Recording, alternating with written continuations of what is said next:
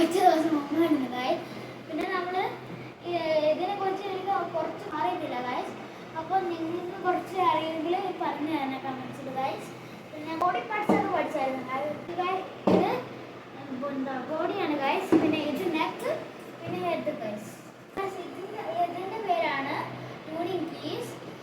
ഇതിനെ പിടിച്ചുകൊണ്ടിരിക്കുക. പിന്നെ ഇത് ഫ്രെഡ്സ് എന്തൊക്കെയാണ് പറഞ്ഞു കുറച്ച് പേര്.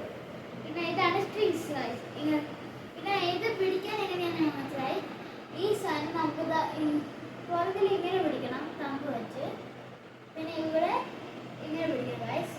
പിന്നെ ഇങ്ങനെ നല്ലോണം മനസ്സിലാക്കി വേറെ